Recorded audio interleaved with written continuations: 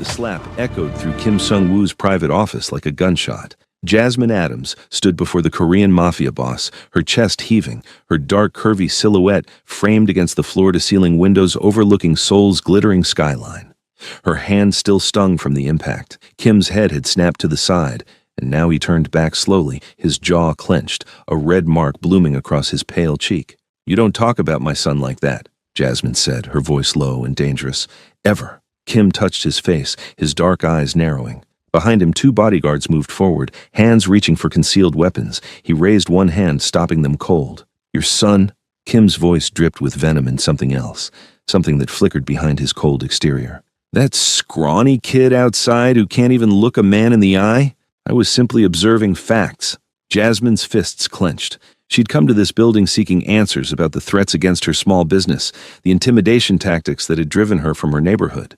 She'd demanded to see whoever ran the operations in this part of the city. She hadn't expected Kim Sung-woo himself, and she certainly hadn't expected him to see her 12-year-old son Elijah in the waiting area and make cruel comments about the boy's shy demeanor. "Facts?" Jasmine stepped closer, fearless despite the armed men flanking Korea's most dangerous crime lord. "You don't know anything about him, about what he's survived, about what I've survived raising him alone." Kim's expression shifted. Something passed across his face. Recognition, maybe, or memory. He studied her with new intensity, his gaze traveling from her defiant eyes to the curve of her jaw, the fullness of her lips. "Alone," he repeated slowly. "How old is the boy?" 12. "Not that it's your business." Kim went very still. The silence stretched between them, heavy and charged. Outside, Seoul's nighttime traffic hummed 20 stories below. Inside this chrome and leather office, the air itself seemed to hold its breath. 12 years, Kim said quietly. He moved to his desk, pulled open a drawer. Jasmine tensed, ready to run, but he didn't draw a weapon. Instead, he extracted a photograph, old, creased, obviously carried and looked at many times. He held it up. Jasmine's blood turned to ice. It was her. 13 years ago, younger, her hair different, her face rounder. She stood outside a nightclub in Busan, laughing at something off camera. She remembered that night, remembered the handsome Korean businessman who'd bought her drinks, who'd spoken perfect English, who'd made her feel seen during her brief teaching stint in South Korea. Remembered the one night they'd spent together before his business associates had shown up and everything had gone dark and dangerous and wrong. Remembered running back to America weeks later, pregnant and terrified. "You," Jasmine whispered. Kim set the photo down carefully. "I looked for you.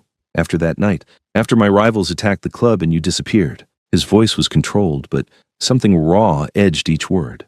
"I thought you died in the crossfire. I ran. I was pregnant. I wasn't going to raise a baby in your world." "My world." Kim laughed bitter and sharp.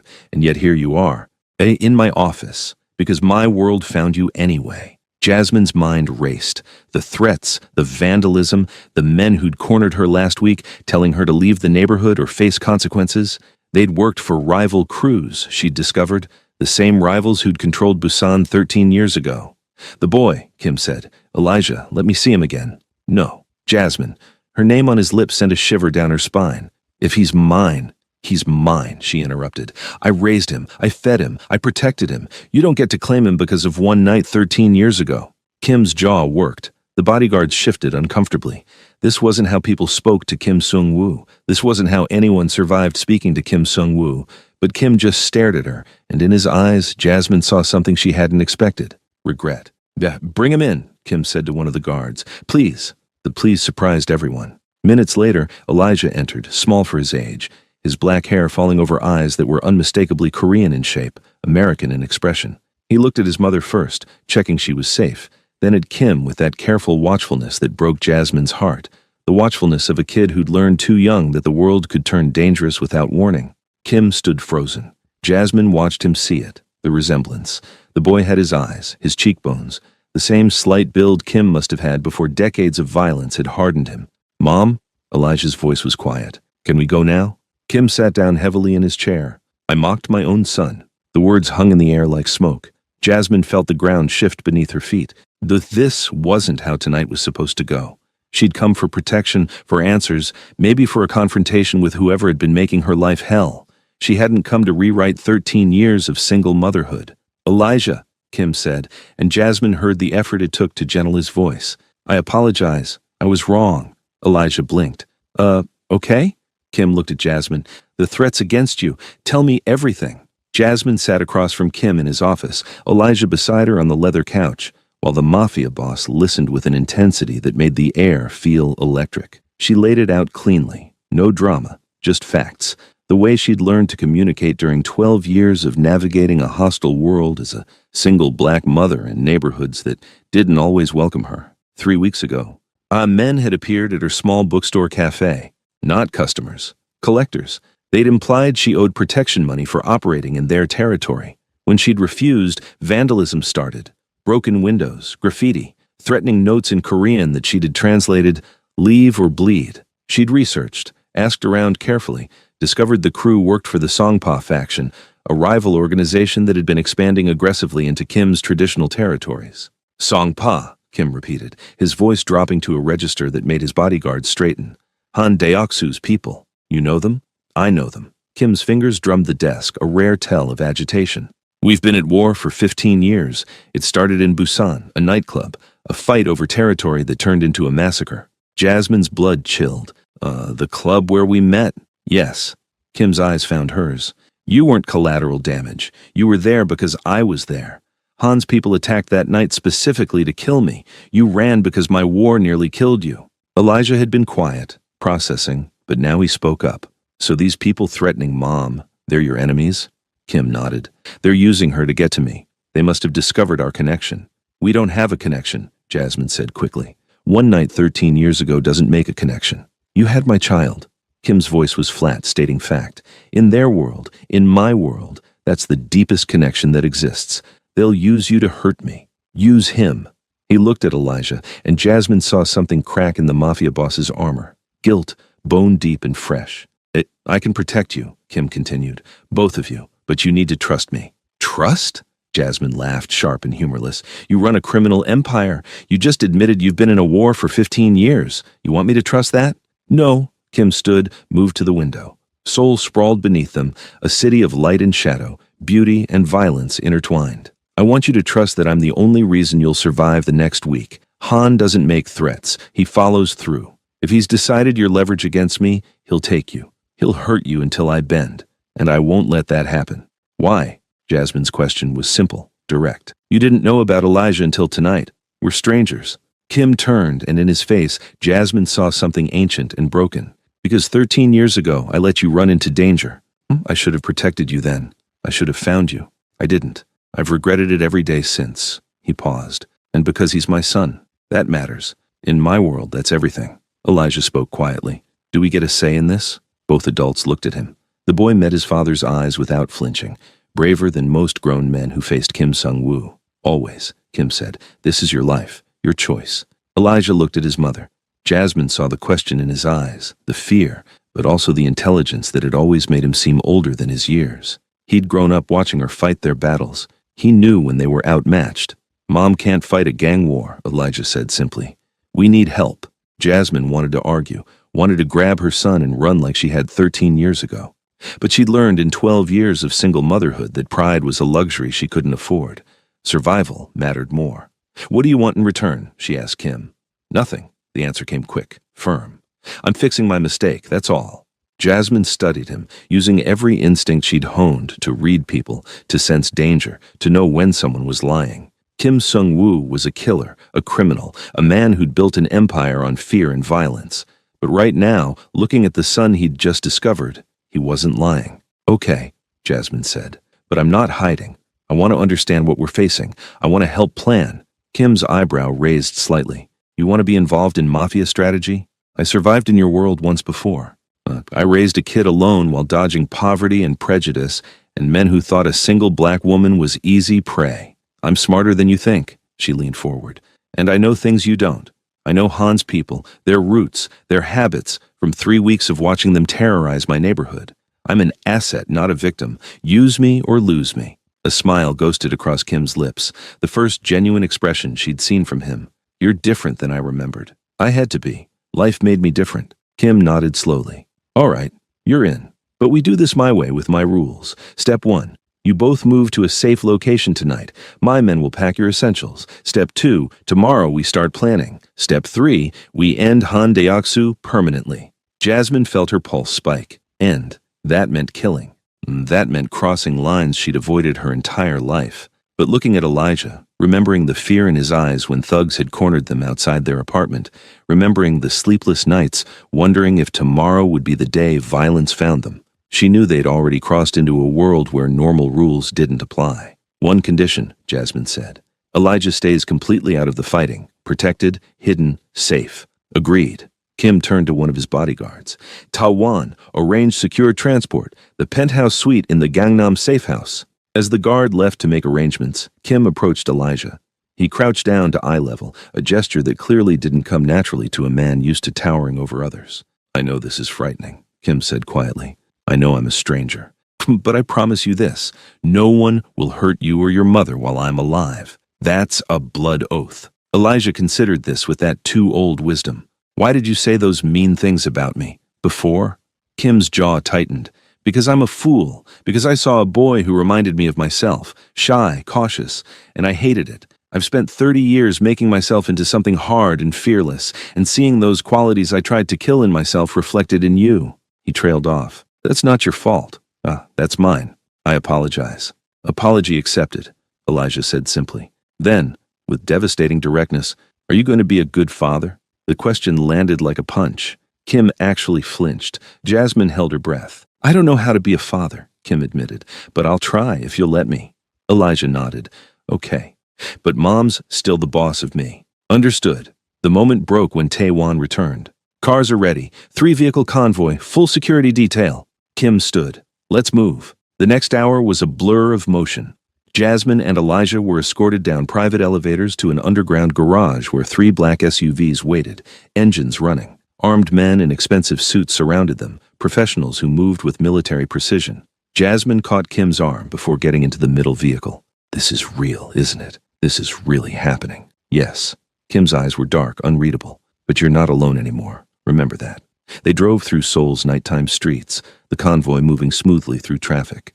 Jasmine sat next to Elijah, holding his hand, watching the city blur past. Her son was quiet. I'm processing everything. She knew that look. He'd get through it, analyze it, come out stronger. He always did. The safe house was a luxury penthouse in one of Gangnam's most exclusive buildings. Guards were posted at every entrance. The space itself was stunning. Modern furniture, panoramic windows, a kitchen bigger than her entire apartment had been. Get some rest, Kim said as his men swept the rooms for threats. Tomorrow we start work. Jasmine nodded, exhaustion finally hitting. But before Kim could leave, she stopped him. Thank you, she said quietly, for protecting us, even if this is fixing your mistake, even if this is about guilt. Thank you. Kim studied her for a long moment. It's not just guilt. 13 years ago, you were the last person who looked at me like I was human. Everyone else sees the monster. You saw a man. I never forgot that. He left before she could respond.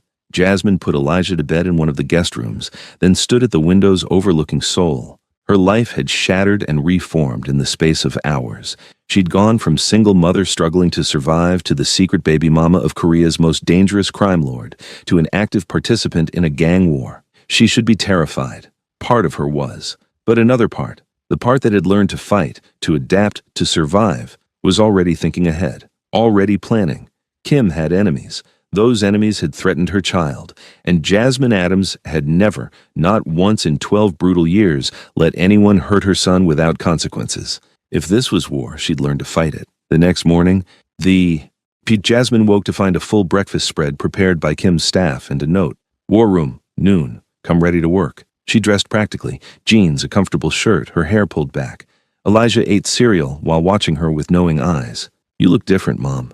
Different how? Like you're going to fight. Jasmine smiled grimly. Maybe I am. At noon, she entered what the guards called the war room, a secure conference space in the building's sublevels. Kim was there with 5 others. Tawan, the head of security, a woman named Hye Jin, who apparently ran intelligence, 2 enforcers whose names she didn't catch, and an older man introduced only as uncle, who seemed to be Kim's second in command. Maps covered the walls, photographs, documents in Korean and English. Jasmine. Kim gestured to a seat at the table. Tell them what you told me. Everything you've observed about Han's operations. She sat, feeling all eyes on her, assessing, judging. She'd faced this before, being the only black woman in rooms full of men who underestimated her. She'd learned to use it. Han's crew operates out of 3 locations in my neighborhood, Jasmine began, her voice steady. A restaurant that fronts for money laundering, a warehouse that receives shipments every Tuesday and Friday night, and a nightclub where the enforcers gather on weekends. They're disciplined, but cocky. They don't expect resistance from small business owners. She pulled out her phone, showing photos she'd secretly taken. This is their patrol pattern. They hit my block every Monday, Wednesday, Friday. Same 2 guys. They arrive at 8 p.m., leave by 8:30. He always park in the alley behind the dry cleaner. Haye Jin leaned forward, impressed. You documented all this? I'm a single mother in a hostile environment. Documentation is survival. I learned that when I had to prove housing discrimination, employment discrimination, every kind of discrimination, evidence matters. Uncle chuckled. She's sharp, Sung-woo. Kim nodded. That's why she's here. What else? Jasmine spent the next 30 minutes walking them through everything. The crew's hierarchy, their communication patterns, their vulnerabilities. She'd absorbed it all instinctively, the way she'd learned to read dangerous situations to keep herself and Elijah safe. When she finished, Kim looked at his team.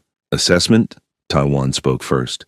She's identified weak points we didn't know existed. If the patrol pattern is accurate, we can intercept. It's accurate, Jasmine said firmly. Haye-jin pulled up a digital map. Cross-referencing with our intelligence, Han has 7 major operations in Seoul. The neighborhood fronts are small-scale but symbolic. He's expanding into your territory, Sung-woo, testing your response. Then we respond. Kim's voice was cold. But we do it smart. Han's been waiting for me to retaliate carelessly. Instead, we hit him where it hurts most. The money, Uncle said. Always follow the money. Kim pointed to the map. Han's primary income stream runs through a shipping operation at Incheon Port, container shipments disguised as legitimate imports. Haye Jin, you've been tracking this?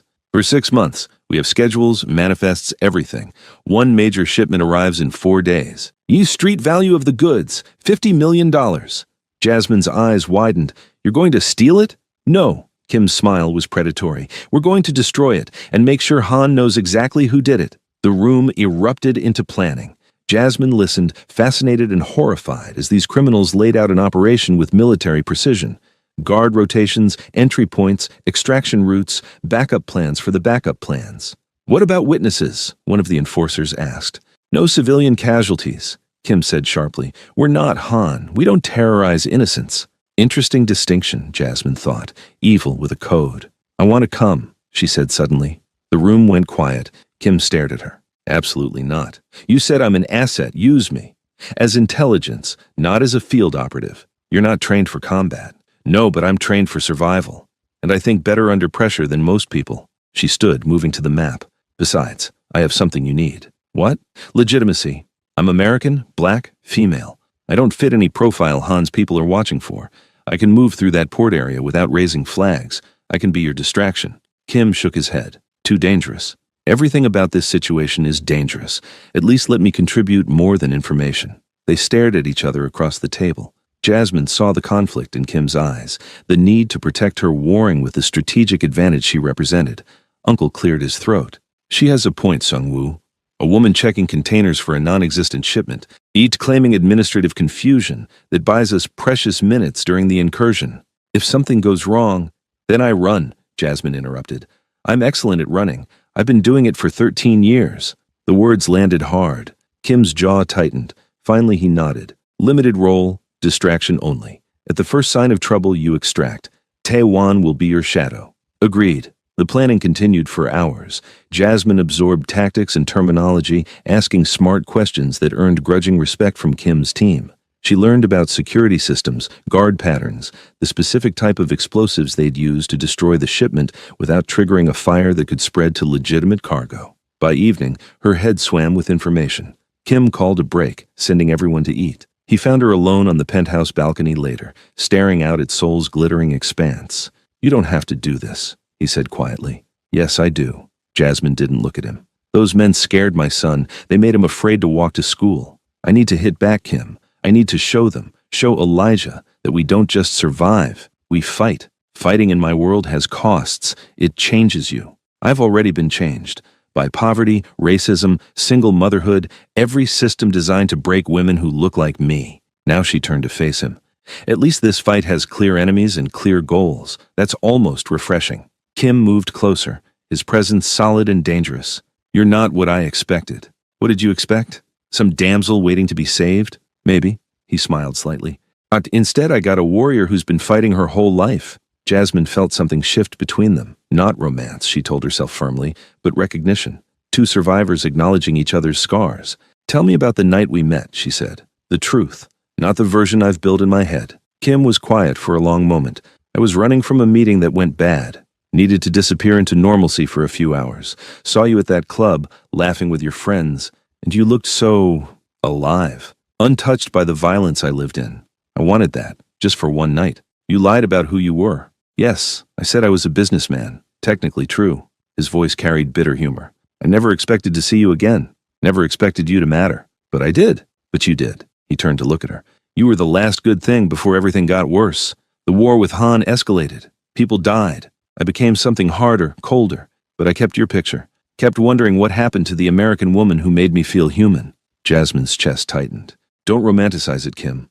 We had one night. We barely knew each other. I know. But sometimes one night is enough to haunt you for 13 years. Before she could respond, Tawan appeared in the doorway. Sir, we have movement. Han's people are asking questions about the woman and the boy. They know you're involved. Kim's expression shuddered instantly, the vulnerable moment gone. How much time do we have? Days, maybe hours? They're moving faster than expected. Then we accelerate the timeline. Kim strode inside, all business. Get everyone back to the war room. Bak, we move on the port tomorrow night instead of waiting. The next 24 hours were chaos. Jasmine barely saw Elijah, who was kept secure and occupied by guards trained in childcare, a surreal detail that somehow made this insane situation real. Kim's organization moved with frightening efficiency, acquiring vehicles, weapons, fake credentials, everything needed for the operation. Jasmine was fitted with an earpiece and a small camera hidden in her jacket. Taiwan drilled her on her cover story. She was a logistics coordinator for a shipping company, tracking a misplaced container, confused but polite. If anyone gets aggressive, you defer and leave immediately, Taiwan instructed. Your safety is primary objective. The night of the operation arrived too fast.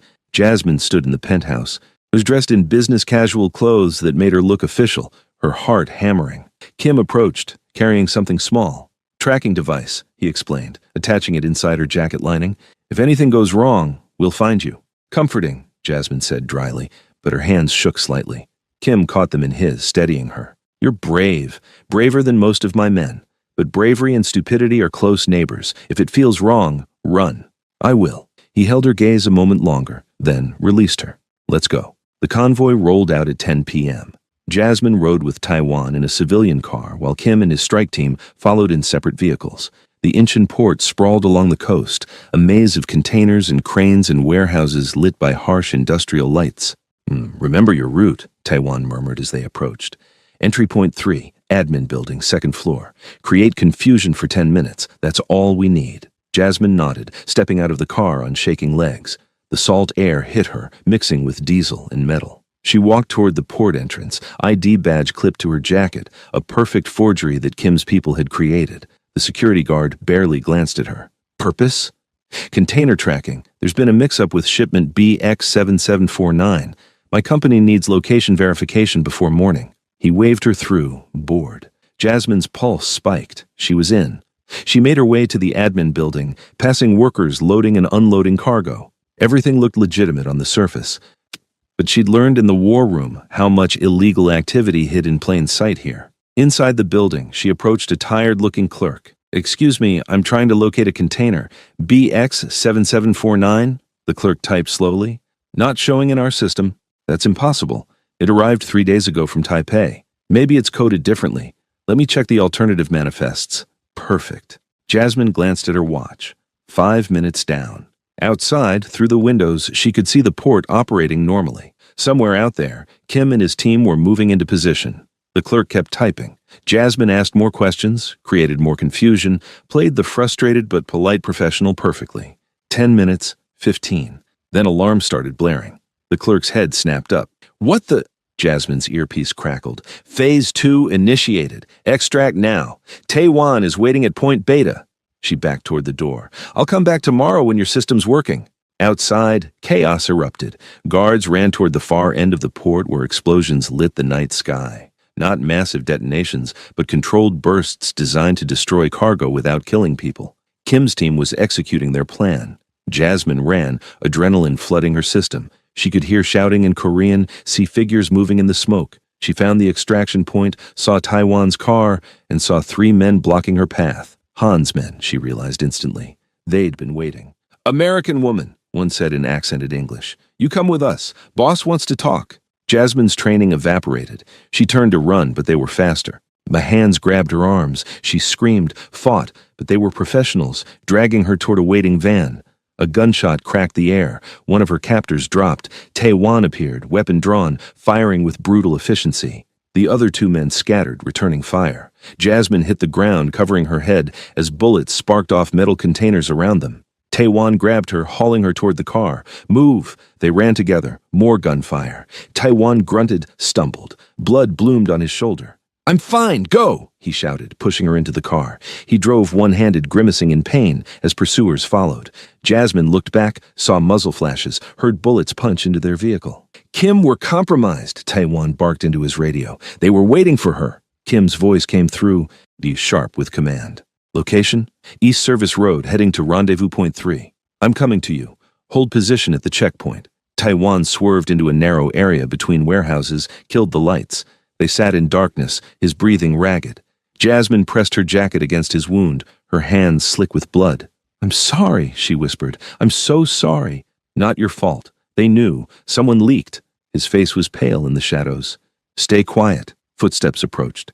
Voices speaking Korean. Jasmine held her breath, feeling Taiwan tense beside her. The voices grew closer. Then gunfire erupted again. Different direction. Kim's voice shouting orders. The enemy voices turned to screams. Minutes later, Kim yanked open the car door, his suit torn. Blood, not his, splattered across his shirt. "Move to my vehicle." Now. They transferred Taiwan first. Then Jasmine climbed into Kim's armored SUV. He drove with controlled fury, his team providing cover fire as they escaped the port. "The shipment?" Jasmine asked. "Destroyed. 50 million up in smoke." Kim's eyes were cold. "But they were ready for us. Someone told Han we were coming." The safe house was abandoned. Kim took them to a different location, an industrial building on Seoul's outskirts that his people had converted into a fortress. Medics treated Taiwan while Kim paced like a caged predator. Jasmine sat in a corner, adrenaline crash leaving her shaking. She'd almost been kidnapped. Taiwan had been shot protecting her. This was real. This was deadly. And she'd walked right into it thinking she could play in a world she didn't understand. Kim crouched before her. "Look at me." She met his eyes. "You did well. You executed your role perfectly. The leak wasn't your fault. Taiwan got hurt because of me. Taiwan got hurt because he's a soldier, and that's what soldiers risk. He'd tell you the same." Kim's voice softened marginally. "You held it together under fire. That matters. I was terrified." "Good. Fear keeps you alive. Overconfidence gets you killed." He stood. "But this changes things. Han knows you're important to me now. He'll come harder. So what do? We find the traitor. Then we finish this." Over the next 3 days, Kim's organization turned inward, hunting for the leak. Jasmine watched from the sidelines as interrogations happened. Loyalties were tested. Paranoia spread. She kept Elijah close, reading to him at night. He was trying to maintain some normalcy while armed guards patrolled outside their door. Elijah was quieter than usual. Finally, on the 3rd night, he spoke up. "Mom, are we going to die?" Jasmine's heart broke. "No, baby, no. But those men tried to take you, and Mr. Taiwan got shot. And Kim," he struggled with the word father, "he kills people. That's what the guards say." She pulled him close. "Listen to me. Yes, this is dangerous. Yes, Kim's world is violent. But we're going to survive this because that's what we do. We survive. You and me, we're fighters. Right? Right." But his voice was small, uncertain. "And Kim, whatever else he is, he's protecting us. He won't let anything happen to you. Do you trust him?" Did she?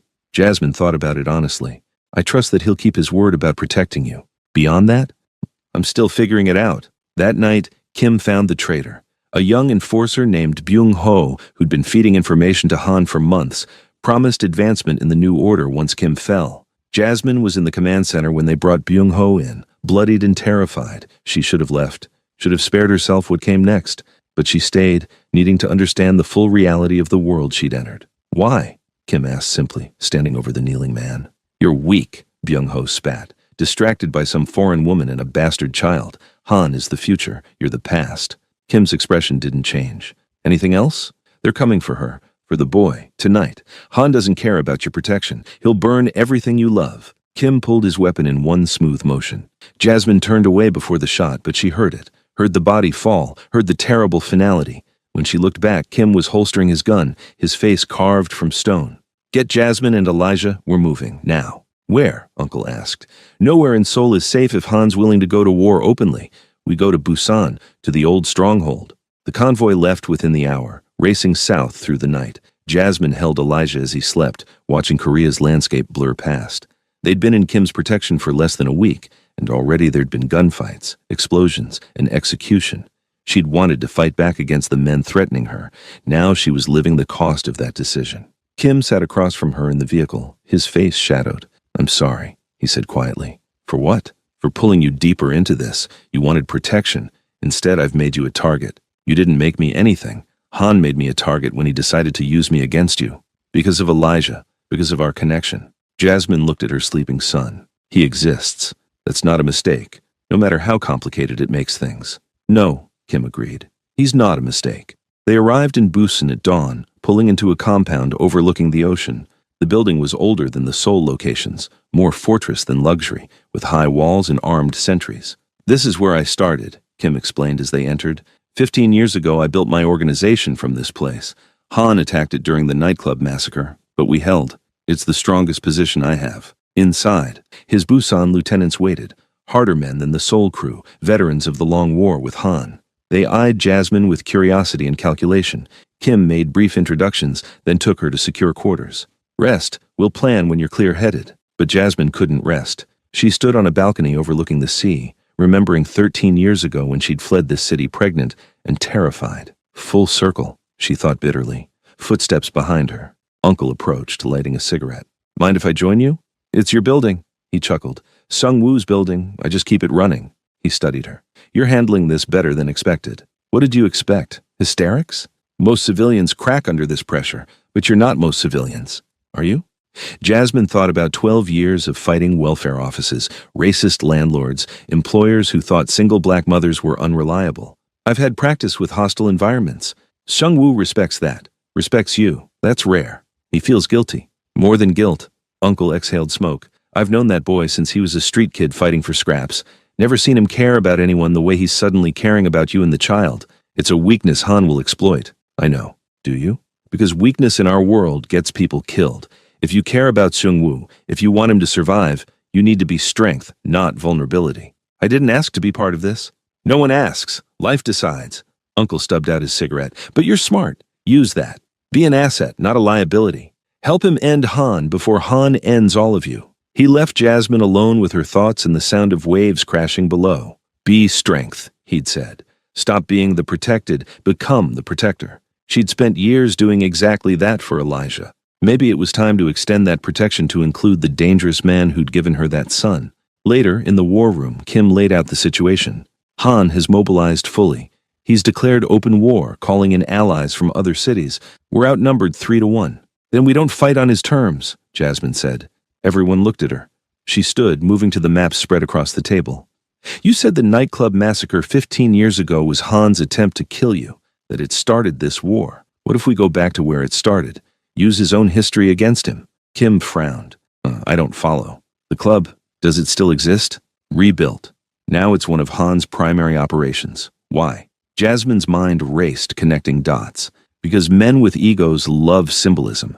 If you burned down his most symbolic location, the place where he tried and failed to kill you, you'd do more than destroy property. You'd destroy his reputation, show him as weak. Uncle leaned forward. She's right. In our world, respect is currency. If Sung-woo hits the nightclub successfully, Han loses face with his allies. They might reconsider their support. It's a suicide mission, one of the lieutenants said. The club is a fortress. He'll have it heavily guarded now. Unless he thinks you're somewhere else, Jasmine countered.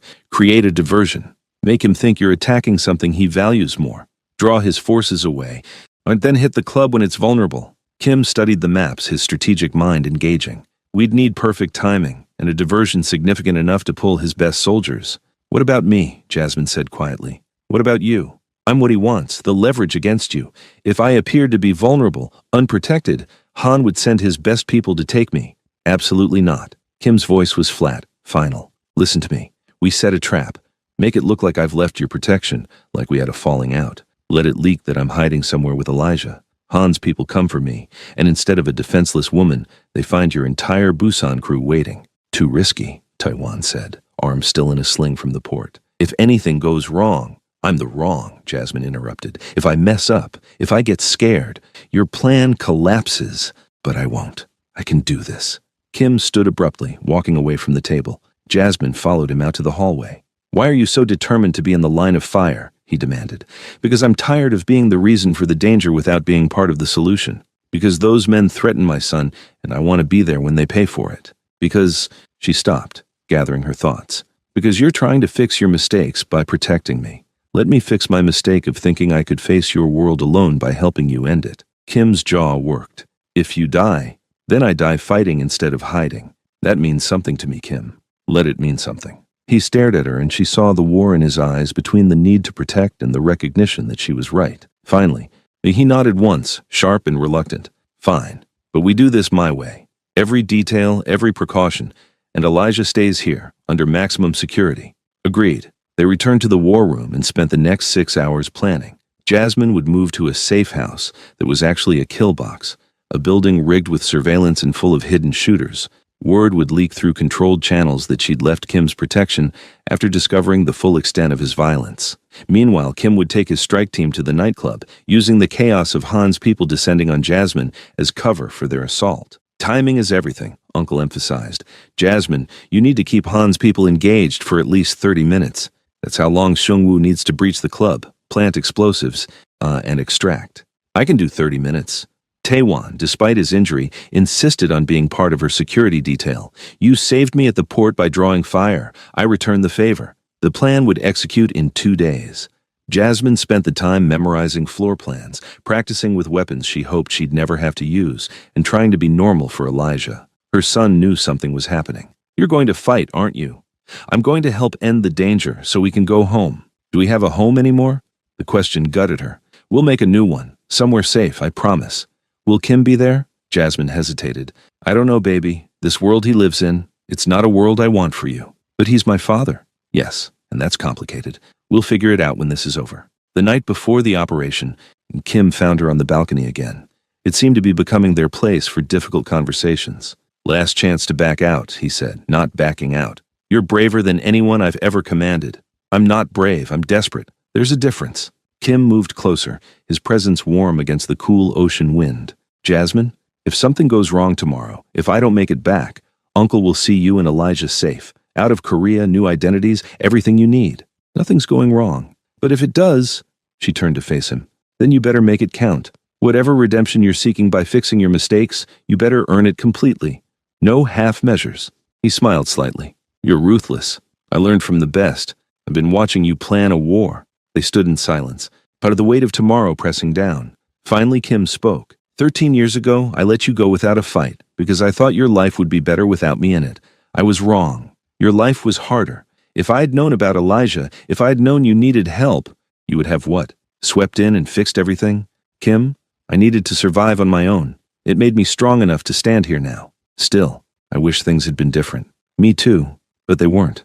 This is what we have. This moment, this fight. Let's make it matter. He reached out, almost touched her face, then pulled back. Get some sleep. Tomorrow we end this. But neither of them slept much. Jasmine lay awake listening to the ocean, thinking about paths not taken and choices that had led her here. When dawn came, she was ready. The operation began at noon, and Jasmine said goodbye to Elijah, holding him tight. Mom, come back, he whispered. Always.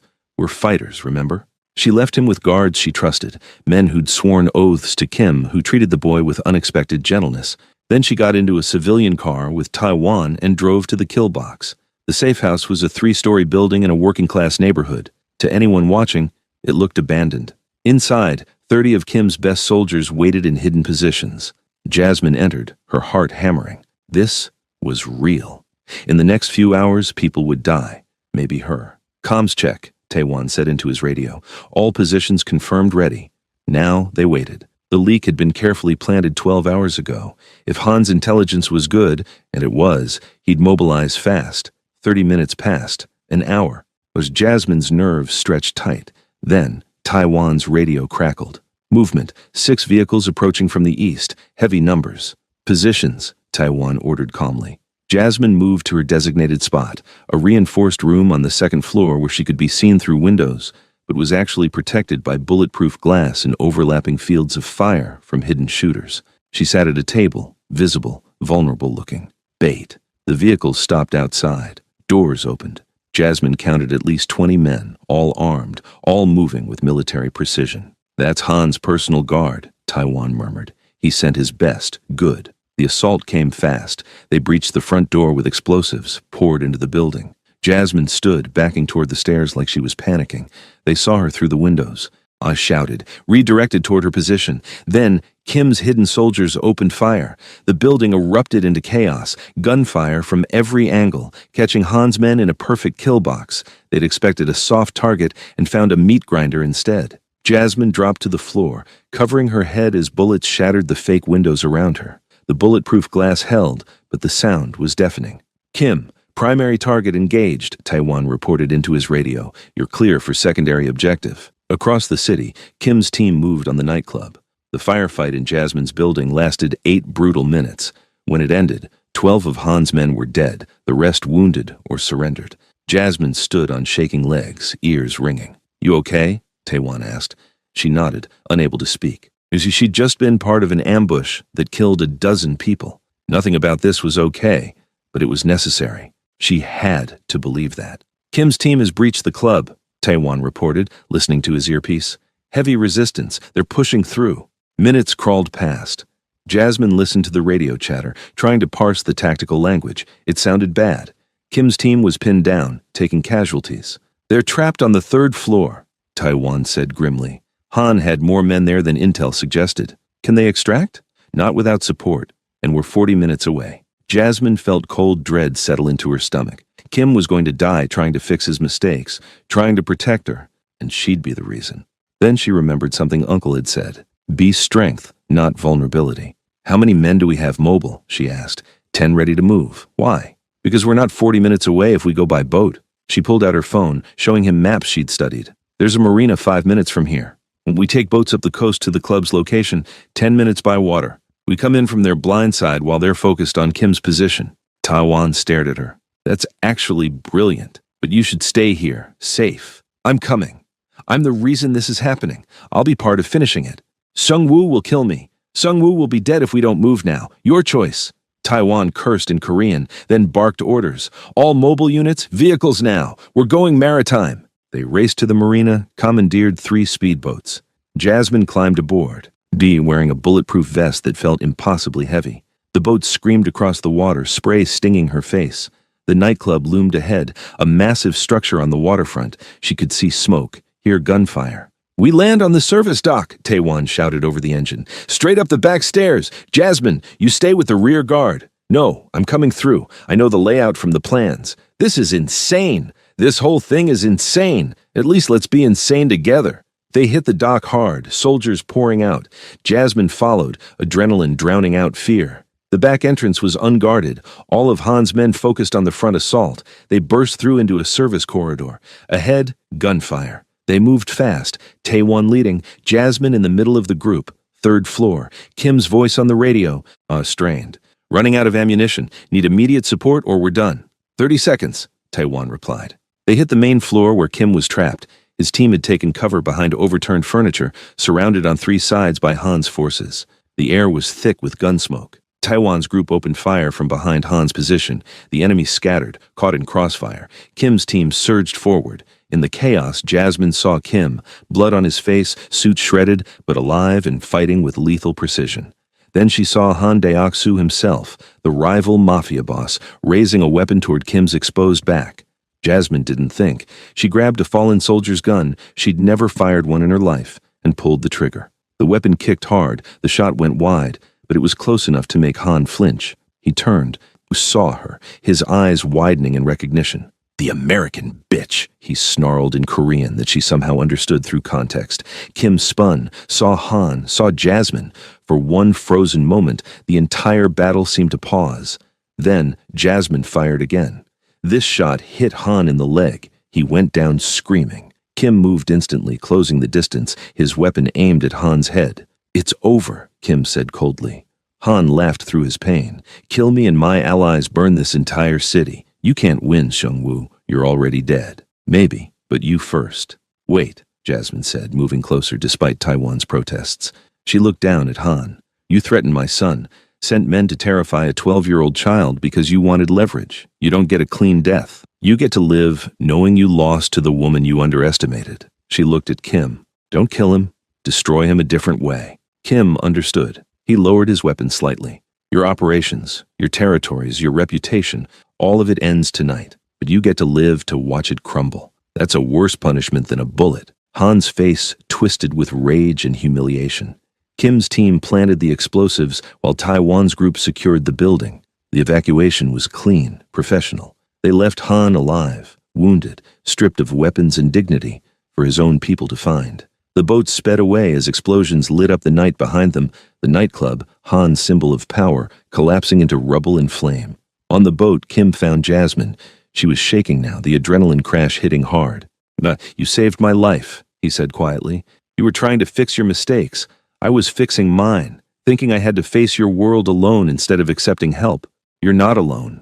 Not anymore." Their eyes met, and in that moment, Jasmine felt something shift. Not love, that was too simple, too neat, but partnership, recognition, the bond of two people who'd survived hell together. The aftermath was swift and brutal, with Han's flagship operation destroyed and the man himself left alive but broken, his allied crews scattered. The war that had threatened to engulf Seoul ended not with a bang, but with a whimper as opportunistic rivals carved up Han's territories. Kim consolidated his power in the vacuum, but something had changed. Jasmine saw it in the way he conducted business, less ruthless, more strategic, more willing to avoid bloodshed when possible. They returned to Seoul after a week in Busan. Jasmine and Elijah moved into a penthouse in Kim's building, not as prisoners, but as protected family. It was strange, navigating this new reality. Elijah warmed to Kim slowly. They'd have dinners together, Kim teaching the boy Korean, Elijah teaching him how to laugh at silly jokes. Jasmine watched her son gain a father and felt complicated emotions she couldn't name. "What are we?" she asked Kim one night after Elijah was asleep. They sat in his office, the city glittering below them like it had the night she'd slapped him 2 weeks ago that now felt like years. "I don't know," Kim admitted. "Family, certainly. Elijah connects us forever. But beyond that, I'm not staying in your world," Jasmine said firmly. "This was survival, not a life choice. When things are stable, when it's safe, Elijah and I are leaving." "I know." Kim's voice was calm, accepting. "I won't stop you, but I won't disappear from his life either. He needs a father. He needs a father who isn't a criminal. Then I'll change. Step back from operations, transition to legitimate business. I've been planning it for years anyway. Maybe now I have a reason to actually do it." Jasmine studied him. "You'd really walk away from all this power? For him? Yes.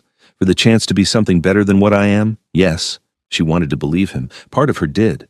But she'd learned caution in a hard life. "Show me," she said. "Don't tell me you'll change. Show me." Over the next weeks, Kim did. He began divesting from criminal operations, investing in legitimate businesses. And it wasn't clean. It couldn't be. Not after decades in the underworld. But it was progress. Jasmine found herself drawn into his world in new ways. Not as bait or warrior, but as advisor. Her perspective, outside the Mafia mentality, helped him see opportunities his people missed. She suggested community investments, ways to build loyalty through support rather than fear. "You're good at this," Kim said after she'd helped negotiate a complex property deal. "I had to be. Single mothers don't get second chances. We have to be smart from the start. Teach me that. That's skill." So she did. They'd meet in his office, discussing strategy and transformation, and somewhere in those conversations, Jasmine realized she was seeing the man he might have been if different choices had shaped his life. But reality intruded again. One evening, Kim's head of security burst into the office. "Sir, we have a problem. Han is dead, killed in prison by his own people for his failure." Kim stood. "How does that affect us? His remaining loyalists are blaming you. They're planning a revenge strike. Target the boy." Jasmine's blood froze. "Elijah, he's safe. We've locked down the building, but there's a credible threat of a major attack within days. Kim's face hardened into the dangerous mask Jasmine remembered from their first meeting. Then we end this permanently. No more half measures. Where are they operating from? The security chief laid out intelligence. A warehouse on the city's edge. 12 men, heavily armed, planning a suicide attack on the building. We hit them first, Kim decided. Full force, tonight. I'm coming, Jasmine said. No. This is too dangerous. They're threatening my son. I'm coming. They stared at each other. Finally, Kim nodded. You've earned the right to be there when we end this. The assault was planned quickly. 20 of Kim's best soldiers, full tactical gear, overwhelming force. Jasmine wore a vest, carried a weapon she'd been practicing with. This time she wasn't bait or distraction, she was a full participant. They hit the warehouse at midnight. The attack was surgical and brutal. Kim's team breached from 3 sides, catching Han's loyalists in a perfect ambush. Gunfire lit up the darkness. Jasmine stayed close to Taiwan, moving through the space with more confidence than she'd had at the nightclub. She was learning this terrible dance of violence. Most of Han's men died quickly, but 3 made it to a back room, barricading themselves. They had hostages, dock workers who'd been in the wrong place at the wrong time. They're demanding safe passage, the tactical leader reported, threatening to kill the hostages. Kim considered. We can't let them leave. They'll just regroup and strike again. I can talk to them, Jasmine said. What? They're cornered, desperate. They need a win to feel like this isn't a total loss. Let me offer them something, money, transportation, whatever, to release the hostages. Once the civilians are clear, you can end it however you need. Kim looked skeptical, but Uncle, who'd joined the assault, nodded. It could work. They don't see her as a threat. Might listen. Fine. But first sign of aggression, we go in hard. Jasmine approached the barricaded door. I'm unarmed, she called in English, hoping someone inside understood. I just want to talk. No one else needs to die tonight. Silence. Then a voice in heavily accented English. Send in the woman, alone. Absolutely not, Kim said. It's the only way. Jasmine looked at him. Trust me. I've talked my way out of worse situations. She had angry landlords, aggressive cops, welfare agents looking for reasons to deny her.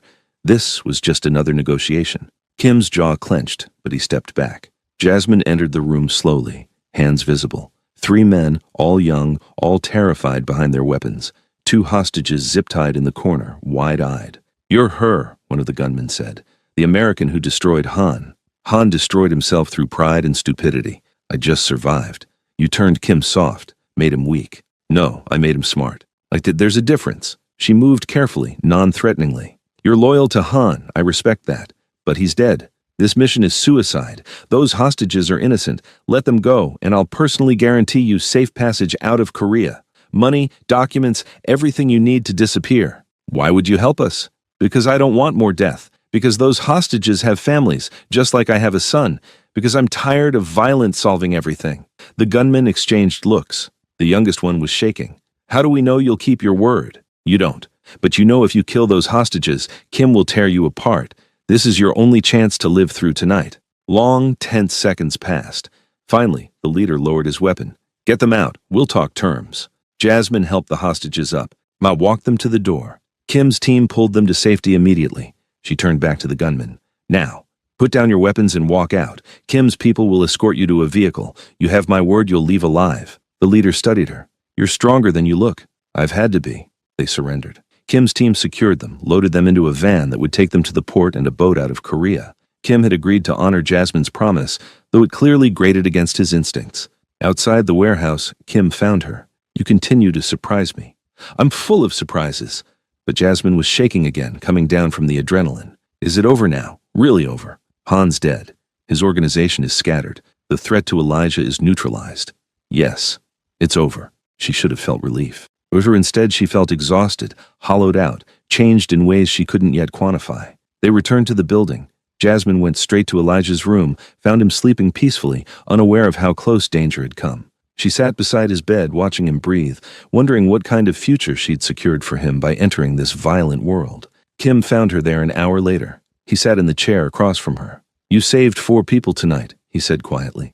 Those hostages would be dead if you hadn't negotiated. I also participated in an attack that killed 9 others.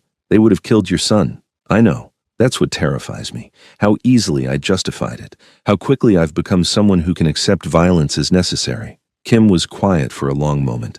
You haven't become that person. You've always been a fighter. You just found a new battlefield. I don't want Elijah to grow up thinking this is normal.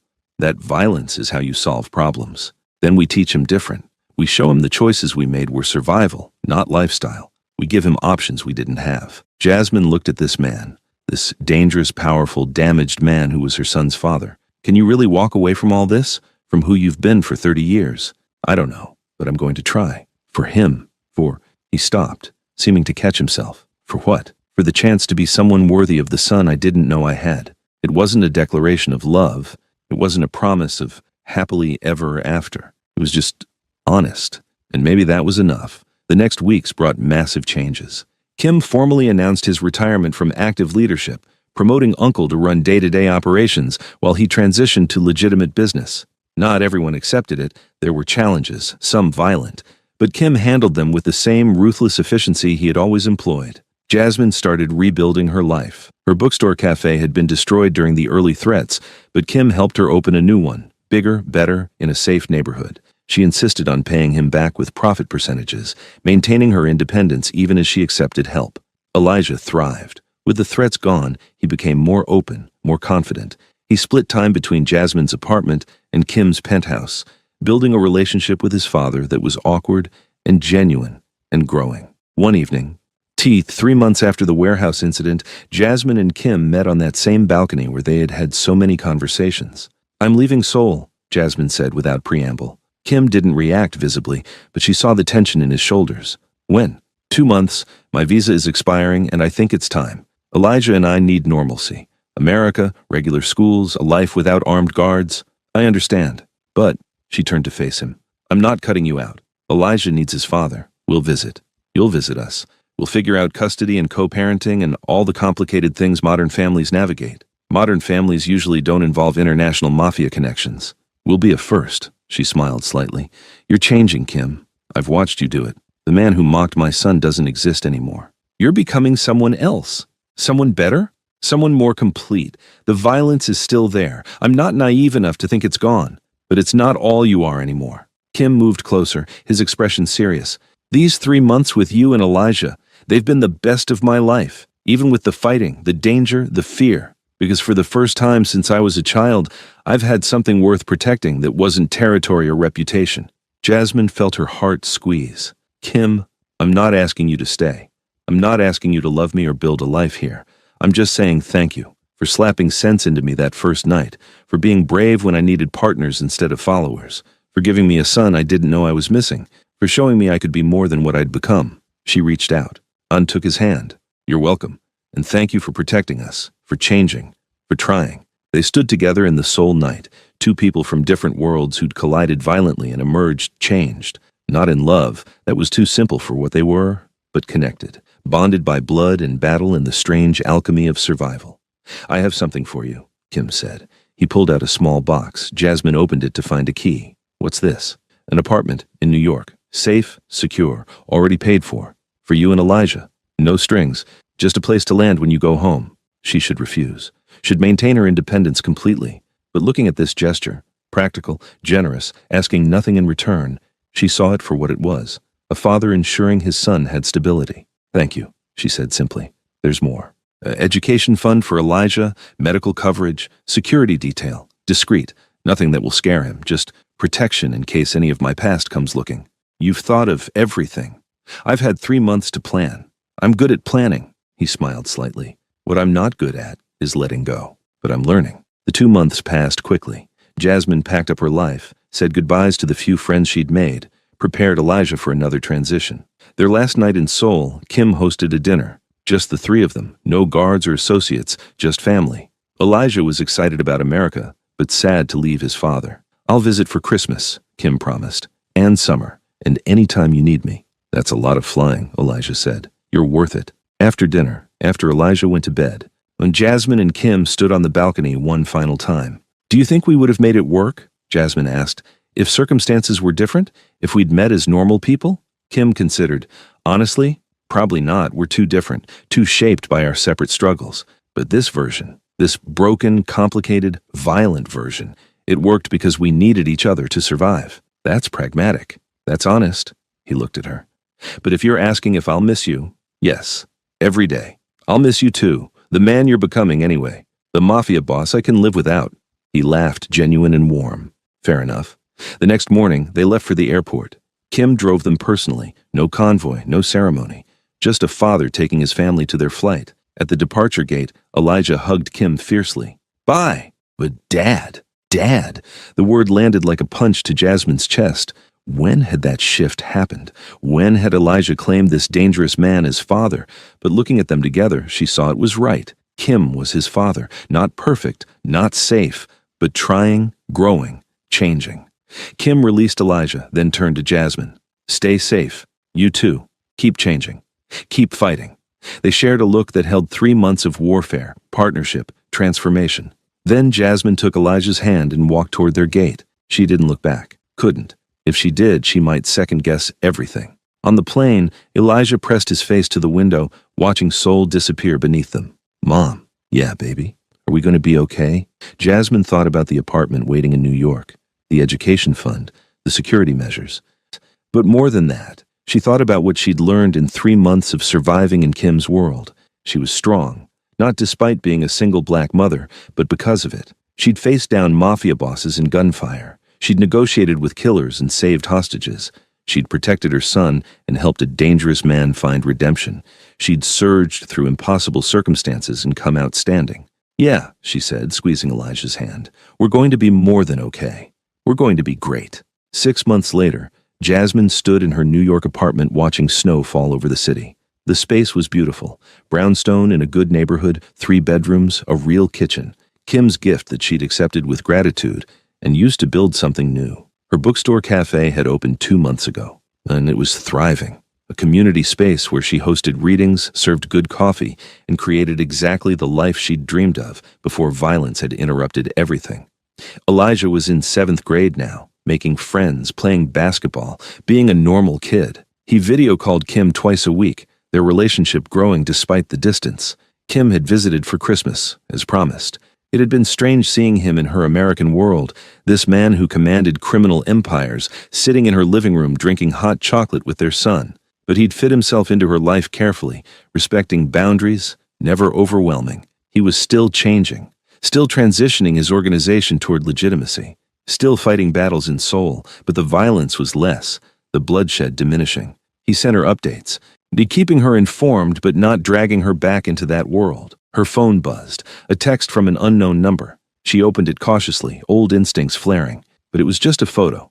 Kim and Uncle at some business meeting, both in expensive suits, looking more like executives than gangsters. The message below: "Legitimate business is boring. Miss the excitement? K." Jasmine smiled, typed back, "Boredom is good. Keep being boring. J." Another message: "Elijah's birthday next month. I'll be there. We'll be waiting." She set the phone down, looking out at New York's morning bustle. Her life was quiet now, peaceful, normal in ways she'd fought years to achieve, but part of her would always carry those 3 months in Seoul. The violence and the fear, yes, but also the strength she'd discovered, the partnership with Kim, the knowledge that she could survive anything. Her phone buzzed again, this time a voice message from Elijah's school. She listened, expecting some minor issue. Instead, the principal's voice was tight with concern. "Ms. Adams, please call immediately. There's been an incident.